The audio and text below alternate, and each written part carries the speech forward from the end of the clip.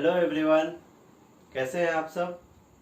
उम्मीद करता हूं आप सब स्वस्थ होंगे, कुशल होंगे, मज़े से होंगे और पढ़ाई कर रहे होंगे। तो आइए बच्चों, आपके पढ़ाई से संबंधित जो जो भी समस्याएं हैं उस पर चर्चा करने के लिए मैं विकास फिर से उपस्थित हूं। क्लास 10 का टॉपिक जो है अर्थशास्त्र का मुद्रा और साख का ऋण और शर्तें, उस पर हम लोग आज चर्चा करेंगे। ठीक है, ये तीसरा वीडियो है इस चैप्टर का।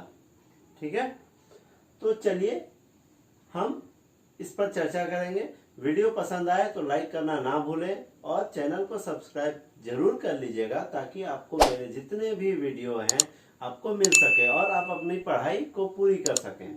ठीक है, और शेयर भी जरूर कर दें ताकि आपके दोस्त भी पढ़ सकें, है ना। ज़्यादा से ज़्यादा लोगों को पढ़ाना है, क्योंकि मेरा भी उद्देश्य है कि ज़्यादा से ज़्यादा बच्चे पढ़ें।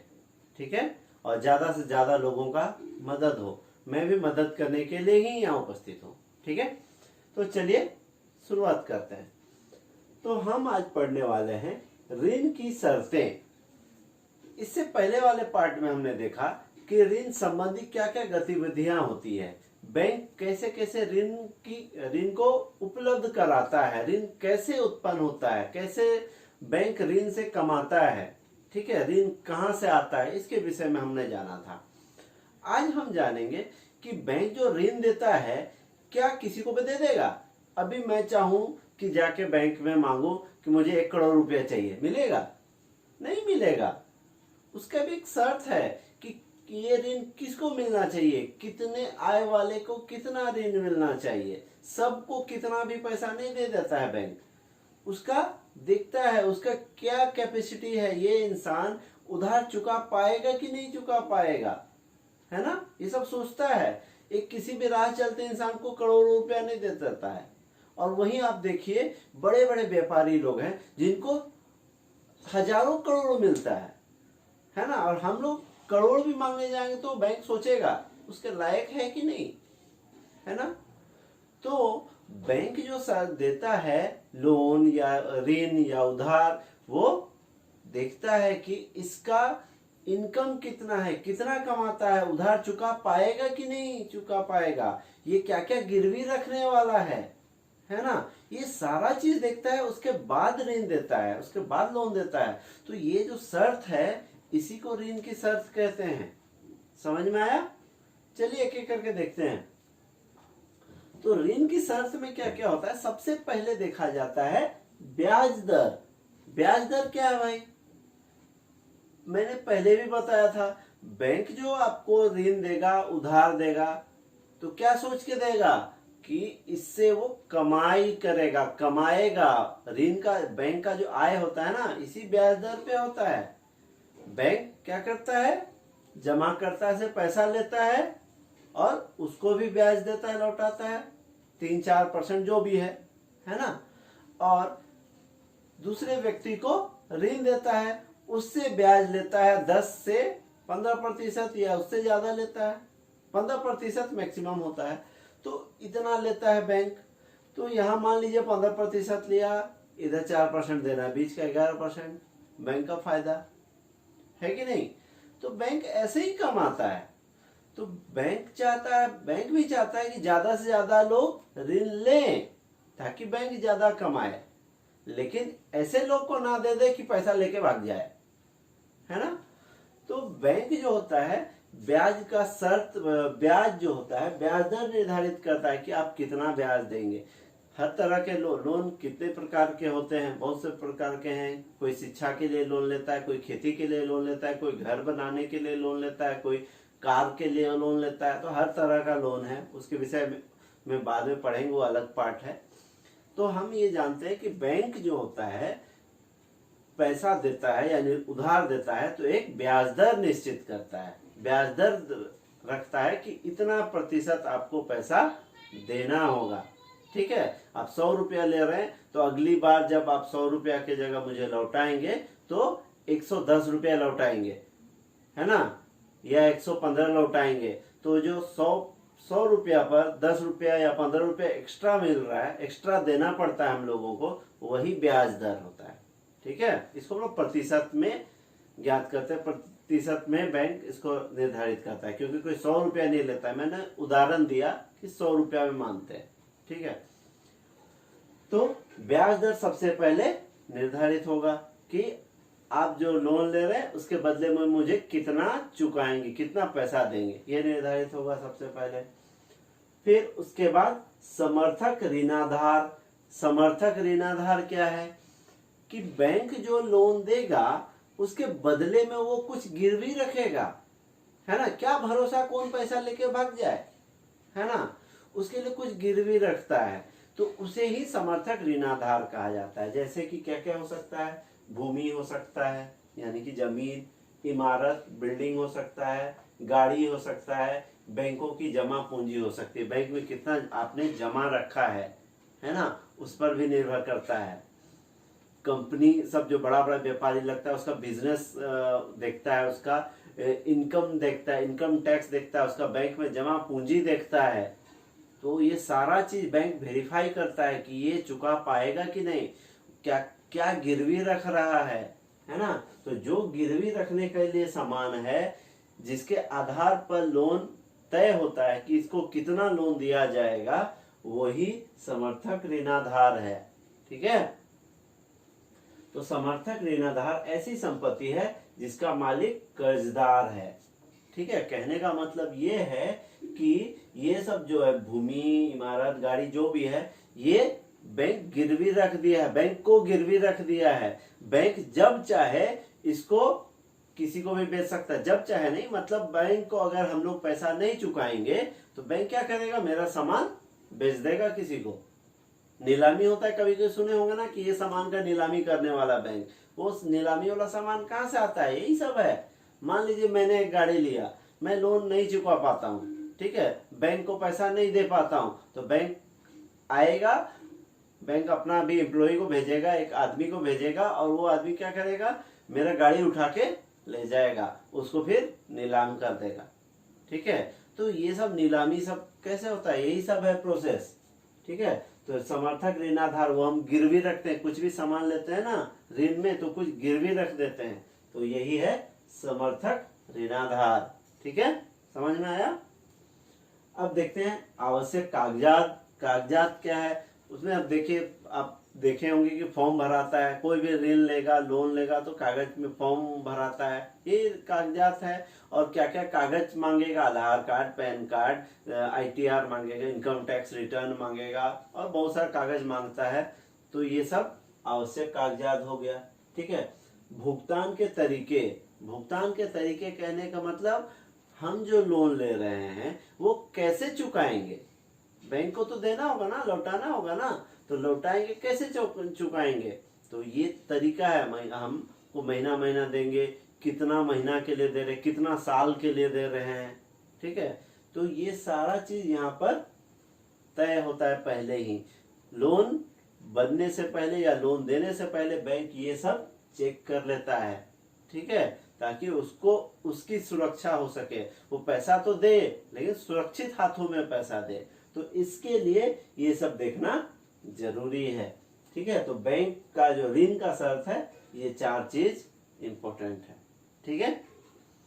अब देखेंगे कर्ज की शर्तें उधारदाता और कर्जदाता की प्रकृति पर भी निर्भर करती है। कर्ज का शर्त जो होता है वो किस पर निर्भर करता है, उधारदाता कैसा है, ठीक है, उस पर भी निर्भर करता है, और कर्जदार कैसा है। अभी मैंने बताया कि मुझे बहुत 1 करोड़ का लोन नहीं मिलने वाला, और एक बहुत बड़ा करोड़पति आदमी है जो वो हजारों करोड़ लेता है ना। तो उसकी प्रकृति कैसी है, वो किस प्रकार का आदमी है, वो टैक्स कितना देता है, इन सब पर निर्भर करता है, ठीक है। और कैसा लोन होगा, हम किस व्यक्ति से लोन ले रहे हैं, ठीक है। कोई अपने दोस्त से भी लोन लेता है, कोई बैंक से भी लोन लेता है, तो अलग अलग तरह के व्यक्ति से अलग अलग तरह का लोन लिया जा सकता है ना। कोई को अपना रिश्तेदार से लोन ले लेता है, कोई दोस्त से लेता है, तो अलग अलग तरह के लोग से अलग अलग तरह का ऋण लिया जाता है, ठीक है। तो क्या मैंने बताया कि कर्ज की शर्तें जो होती है, कर्ज जो शर्त सब है, ये सब क्या है, उधारदाता और कर्जदार की प्रकृति पर भी निर्भर करता है। कहने का मतलब और एक एग्जांपल लेते हैं, कभी कभी दोस्त से हम लोग बिना ब्याज का भी उधार लेते हैं कि नहीं। कोई दोस्त होता है 5-10 हज़ार रुपया ऐसे दे देता है, ठीक है तुम 5 महीना बाद देना, अगला साल देना, होता है ना। तो बिना ब्याज दर का भी लोन हो जाता है। तो अलग अलग तरह का व्यक्ति अलग अलग तरह से लोन दे सकता है, ठीक है। तो आपकी पुस्तक में भी कुछ लोन का चर्चा किया गया है, उसमें हम लोग भी देखते हैं। तो विभिन्न प्रकार के साख प्रबंध, ठीक है, इसके लिए सोनपुर गांव का कहानी दिया गया है। सोनपुर कुछ बच्चे हैं जो सोनपुर गांव में लोगों से बात करते हैं कि आप कैसे कैसे लोन लिए हैं, ठीक है, कैसे कैसे ऋण लिए हैं।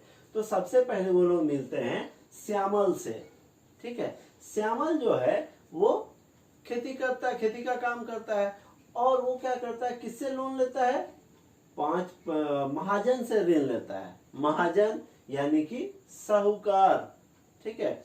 महाजन साहूकार ये लोग क्या होते हैं, ब्याज ये जो लोन देते हैं इसका ब्याज दर बहुत ज्यादा होता है, ठीक है। देखिए ये कितना ब्याज दर ले रहा है, ये 5% मासिक ब्याज ले रहा है, 5% मासिक, महीने का 5%, कहने का मतलब कितना हो गया, 60% वार्षिक। साल में कितना महीना, 12 महीना, और हर महीना का 5% यानी कि 60%, यानी 100 रुपया अगर कोई लेता है एक साल के लिए मान लीजिए, तो उसको कितना देना होगा, 160 रुपया देना होगा। सोचिए एक साल में इतना ज्यादा होता है, तो ये बहुत ज्यादा हो जाता है, ठीक है। तो श्यामल जो है ये जो लोन लेता है इससे वो अपना खेती तो करता है, लेकिन इसका शर्त भी क्या क्या होता है, महाजन जो होता है बोलता है आप जो मुझसे लोन लोगे आपको फसल भी मुझे ही बेचना होगा, ठीक है। वो फसल जो होगा वो बाजार में नहीं बेच पाता है, उसको जो साहूकार है, महाजन है, वो बोलता है मुझे जल्दी से जल्दी मेरा पैसा चाहिए, तुम सामान जो अपना जो उत्पादन करोगे, खेती जो करोगे वो मुझे डायरेक्ट बेचोगे। तो ये इसको जो होता है श्यामल को कम दाम में अपना सामान बेच देना पड़ता है, अपना उत्पादन कम दाम में बेचता है, तो इसको ज्यादा फायदा नहीं होता है और उसको ब्याज दर भी ज्यादा देना पड़ रहा है। तो इसके लिए फायदे का सौदा दिख रहा है, नहीं दिख रहा है ना। तो इसको क्या बोला गया, फसल तैयारी से वापस कर देना होगा। फसल तैयार हुआ और आप सामान ये इसको पैसा चुका दीजिए। तो पैसा चुकाने के लिए क्या करता है, इसी का सामान खरीद लेता है व्यापारी और अपना जो ऋण होता है उधार चुकता कर लेता है। और व्यापारी लोग या महाजन लोग क्या करता है, इसको बाजार में जाकर बाद में बेचेगा जब सामान का दाम बढ़ जाएगा। जमाखोरी कर लेते हैं लोग, जमा कर लेते हैं, और जब जरूरत बाजार में जब दाम बढ़ता है तब बेचता है, या फिर उसको लंबे समय तक बेचते रहता है। बहुत सारा लोगों से लेता है वो, है ना, बहुतों लोगों को कर्ज देता है। तो इस प्रकार व्यापारी जो होता है बहुत ज्यादा कमाई कर लेता है, और वहीं श्यामल जैसा इंसान गरीब का गरीब ही रह जाता है ना। अब देखेंगे हम लोग अरुण, ये जो बच्चे हैं अब ये जाते हैं अरुण के पास। अरुण क्या करता है, अरुण बैंक से ऋण लेता है, बैंक से लोन लेता है। तो बैंक में देखिए कितना प्रतिशत वार्षिक ब्याज है, 8.5% वार्षिक, 8.5% साल का। यहाँ पर कितना था, 60% साल का, यहाँ पर 8.5%। देखिए कितना अंतर है ना। तो इसको क्या बोला गया है, अगले 3 वर्षों में कभी भी आप वापस कीजिए ब्याज, कभी भी आप चुकता कर दीजिए ऋण, तो इसको उतना दिक्कत नहीं होगा, आराम से फसल उग जाएगा। जब बाजार में दाम ज्यादा देखेगा तब बेचेगा, कमाई ये कर सकता है। तो बैंक से लेने में क्या दिख रहा है, इसको फायदा है कि नहीं, अरुण अच्छा कमा पा रहा है ना। वही एक और औरत है रमा। रमा क्या करती है, वो भी खेतों में काम करती है, अपने मालिक के यहाँ काम करती है। वो जो उसका मालिक है उसके खेत में काम करती है, यानी बड़ा भूस्वामी के यहाँ काम करती है। और ये गरीब औरत है, और जब भी इसको पैसा की जरूरत होता है ये अपने मालिक से लेती है, ठीक है। और मालिक जो होता है इसका गलत फायदा भी उठाता है। उसका ब्याज देखिए 5% मासिक है, इतना ज्यादा 5% मासिक, यही 60% वार्षिक, है ना। और ये क्या करता है मालिक, उसको काम कराता है। ये जो रमा है कैसे चुकाती है उधार, ये जो उधार होता है ये उसके यहाँ काम करके चुकाती है, तो हमेशा उसके घर में काम करेगी या उसका काम करेगी, उसके बदले में जो उसका मालिक उसको पैसा नहीं देता है, उससे खाली काम करवाता है। उसको पैसा कैसे देता है, एक बार उधार दे दिया, उसी के बहाने उससे काम लेते रहता है। और रमा भी बेचारी फंसी हुई है, वहां से निकल नहीं सकती है, क्योंकि उसको पैसा देने वाला कोई इंसान नहीं है, वो पैसा उसी से बार बार उधारी लेती है। तो वो फंसी हुई है, उसके कर्ज के जाल जो है, कर्ज के जाल में फंसी हुई है वो, है ना। कर्ज के जाल में ये भी फंसी है और श्यामल भी फंसा हुआ है ना। तो ये देखा हमने कि जो बैंक से लोन लिया है वो मजे में है, उसका कमाई अच्छा हो रहा है, और जो महाजन से ऋण लिया है या बड़ा मालिक भूस्वामी से ऋण लिया है, उधार लिया है, वो तकलीफ में है। तो अच्छा क्या है, कहाँ से लोन लेना अच्छा है, बैंक से लोन लेना अच्छा है ना। अब देखिए यहाँ पर एक और उदाहरण दिया गया है कि सहकारी समितियों से ऋण। सहकारी समिति क्या होता है, बता दूं आपको कि गांव के कुछ लोग मिलकर सहकारी समिति बनाते हैं, या कुछ बैंक के साथ मिल करके वो लोग क्या करते हैं, गांव के कुछ लोग पैसा जमा करते हैं, और जब किसी को जरूरत होता है, किसी किसान को जरूरत होता है, वो वहीं से लोन ले लेता है। ठीक है, तो यही सहकारी समिति होता है। इसमें ब्याज दर कम होता है और लोग अपने अनुसार इसको यहाँ पर काम कर सकते हैं। ठीक है, तो ये सहकारी समिति थोड़ा गांव वालों के लिए थोड़ा अच्छा है, क्योंकि यहाँ आसानी से कर्ज लिया जा सकता है और ये गांव के ही लोग रहते हैं। इसमें ऋण की शर्तें बहुत ज्यादा कठोर नहीं होती है। ठीक है, तो गांव वाले इसमें आसानी से लोन ले पाते हैं। ठीक है, मिनिमम इसमें करीब 10 से 15 लोग मिलकर के भी सहकारी समिति शुरू कर सकते हैं। ठीक है, ये रजिस्टर्ड होता है ऐसे। ठीक है, रजिस्टर्ड यानी पंजीकृत होता है। तो यहाँ पर सभी सदस्य मिलकर जमा करते हैं पैसा यहाँ पर, और किसी सदस्य को जरूरत पड़ने पर ऋण दिया जाता है। ठीक है, तो हमने ये देखा। तो सहकारी समिति भी कहाँ आता है बताते हैं पहले।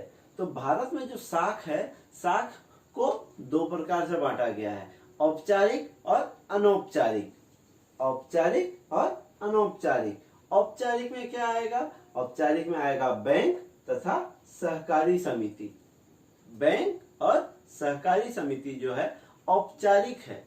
ठीक है, और औपचारिक समिति से लोन लेना अच्छा होता है। क्यों अच्छा होता है, मैंने एक तरीका तो यहाँ दिखा दिया है, यहाँ पे ब्याज दर कम है। उसके बाद एक और अच्छा बात क्या है, यहाँ पर आरबीआई का नजर होता है। आरबीआई क्या है भाई, मैंने आपको बताया था, रिजर्व बैंक ऑफ इंडिया, बैंकों का बैंक। बैंक पर निगरानी कौन रखता है, आरबीआई रहता है। जितना भी भारत में बैंक है सब पर नजर कौन रखता है, आरबीआई रखता है, रिजर्व बैंक ऑफ इंडिया रखता है। इसलिए आपको मैंने बताया था बैंक भी होता है, अपना जितना भी आय हो, जितना भी जमा लेता है ना पैसा, उसका कुछ हिस्सा किसके पास जमा रखता है, आरबीआई के पास। यानी ये जो बैंक सभा होता है, पहली बार डूबेगा भी नहीं जल्दी, है ना, और इसका लोगों का पैसा भी कुछ सुरक्षित रहता है। ठीक है, आरबीआई इस पर ध्यान देता है। आरबीआई चाहता है कि जो बैंक जो लोन दे वो सब वर्गों को दे, सिर्फ बड़े बड़े व्यापारियों को ना दे। आरबीआई कुछ छोटा का टारगेट होता है कि किसानों तक भी लोन पहुंचे, हर तरह के वर्ग को लोन दिया जाए। तो आरबीआई नजर रखता है और सोचता है कि तरह तरह के लोग जो है सभी को ऋण दिया जाए और देश तरक्की करे। आरबीआई का सोच ये है। ठीक है, तो आरबीआई ब्याज दर भी कम रखना चाहता है, ब्याज दर भी नहीं चाहता है कि किसी से बहुत ज्यादा कमाए, वाजिब रखता है, जितना जरूरत है उतना रखता है। ठीक है, वही अनौपचारिक स्रोत क्या है, जो लोग कहीं और से ऋण लेते हैं, बैंक और सहकारी समिति को छोड़कर कहीं और से ऋण लेते हैं, जैसे कि साहूकार, व्यापारी, मालिक, रिश्तेदार, दोस्त, ये सब क्या है, अनौपचारिक स्रोत है। तो अनौपचारिक स्रोत में क्या होता है, ये लोग जितना चाहे उतना ब्याज लेते हैं। दोस्त है कुछ कुछ फ्री में दे देता है, रिश्तेदार भी फ्री में दे देता है कोई कोई, लेकिन कुछ साहूकार होता है बहुत ज्यादा ब्याज लेता है। ठीक है, तो वो निर्भर करता है कि आपका रिश्ता किससे कैसा है। तो ये लेकिन यहाँ पे क्या है, रिश्ता अच्छा हो तब तो ठीक है, लेकिन रिश्ता उतना अच्छा ना हो तो बहुत ज्यादा ब्याज लेगा। और ये लोग इसीलिए तो है कि ज्यादा कमाए, इसलिए तो लोन देते हैं लोग, ठीक है। तो इन लोगों का ब्याज दर बहुत ज्यादा होता है, तो इन लोगों से लोन लेना उतना अच्छा नहीं रहता है, ठीक है। तो हमने देख लिया कि बैंक से हम लोग को लोन लेना कहाँ से अच्छा होगा, औपचारिक स्रोत से अच्छा होगा, क्योंकि यहाँ पर ब्याज दर निम्न रहता है, ठीक है। और यहाँ पर टाइम भी मिलता है ज्यादा, आराम से आप लोन चुकाइए, 2 साल 3 साल या उससे ज्यादा भी होता है। लेकिन साहूकार लोग, व्यापारी लोग, इन लोगों को तुरंत चाहिए होता है। फसल आपका पूरा हुआ, आप चुकाइए, आप अपना ऋण चुकता कीजिए। ये लोग दबाव बनाने लगता है किसानों पर, ठीक है। तो इसलिए औपचारिक स्रोत से ऋण लेना अच्छा नहीं है। और बैंक भी चाहता है कि औपचारिक स्रोत से ज्यादा लोग ऋण लें। इसी संबंध में यहाँ पर एक बताया गया आपके पुस्तक में, तो औपचारिक तथा अनौपचारिक साख किसे क्या मिलता है। यानी यहाँ पर बताया गया पुस्तक में कि जो साख होता है, साख यानी कि ऋण, ये ज्यादातर अमीर लोग ही बैंक से लेते हैं या औपचारिक स्रोत से लेते हैं। गरीब लोग ज्यादातर अनौपचारिक स्रोत के पास जाते हैं। ऐसा क्यों होता है भाई? इसका भी रीजन है कि देखिए, जो गरीब लोग होते हैं वो ज्यादातर लोग बहुत ज्यादा पढ़े लिखे नहीं होते, उनको ज्यादा जानकारी नहीं होती है, ठीक है। तो वो क्या करते हैं, वो चाहते हैं जल्दी से आसानी से जहां ऋण मिल जाए वहां से ले लेंगे। तो आसानी से कहाँ मिलेगा? औपचारिक लोग, ये लोग उतना ज्यादा डॉक्यूमेंट नहीं मांगता है, कागज नहीं मांगता है, ये सब ज्यादा नहीं मांगता है ये लोग, ठीक है। ब्याज दर तो ज्यादा रहता है इन लोगों का, लेकिन ये लोग क्या होते हैं, ज्यादातर पड़ोसी लोग होते हैं जो जानते हैं कि ये कहाँ जाएगा, ये भाग नहीं सकता है, ठीक है। तो वो उसी लोग को ऋण देते हैं। और लोग भी, लोग गांव वाले या गरीब लोग होते हैं, उनको ज्यादा जानकारी नहीं होती है, और वो क्या करते हैं, गांव वाले से, ये लोगों के साहूकार जो हैं, उसके मालिक हैं, उन लोगों से लोन ले लेते हैं, ठीक है। तो ये देखा गया है। तो सरकार का भी ध्यान है कि लोग इन लोगों से औपचारिक स्रोत से ना ऋण लेकर के औपचारिक स्रोत से ले, अनौपचारिक से ना लेकर के औपचारिक स्रोत से ऋण ले। ये आपकी पुस्तक में देखिए एक चित्र दिया गया है, यहाँ पर देखिए।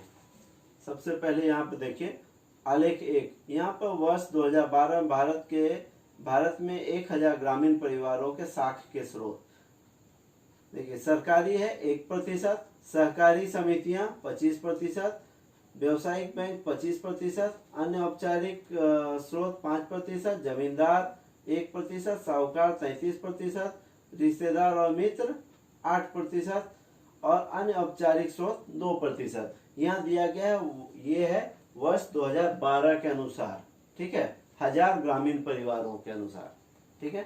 अब यहाँ पर देखिए अमीर और गरीब के विषय में दिया गया है। शहरी परिवारों के द्वारा लिए गए कुल ऋण का कितना प्रतिशत औपचारिक तथा कितना प्रतिशत अनौपचारिक था। ये शहरी परिवार के लिए है। इससे पहले हमने यहाँ देखा ग्रामीण परिवार के लिए। शहरी में देखिए, गरीब परिवार जो होता है, नीला वाला जो है, ये वाला, ये अनौपचारिक है। तो शहरी गरीब परिवार किससे ज्यादा लिया है? अनौपचारिक से, ठीक है। और बैगनी वाला क्या है? औपचारिक स्रोत। तो बैगनी 15%, यानी कि ग्रामीण परिवार 15% जो है किससे लिया है? औपचारिक स्रोत से, बैंक सबसे लिया है, ठीक है। कम संपत्ति वाले परिवार, ये भी देखिए नीला वाला है, यानी अनौपचारिक से 53% और औपचारिक स्रोत से 47%। समृद्ध परिवार जो है नीला, यानी अनौपचारिक से 28% और औपचारिक यानी बैंक सबसे लिया 72%। अमीर परिवार कहाँ से लिया? 10% लिया है अनौपचारिक से और 90% औपचारिक से। तो यहाँ क्या दिख रहा है कि जो पढ़े लिखे लोग हैं या फिर अमीर परिवार के लोग हैं, वो लोग ज्यादातर क्या करते हैं?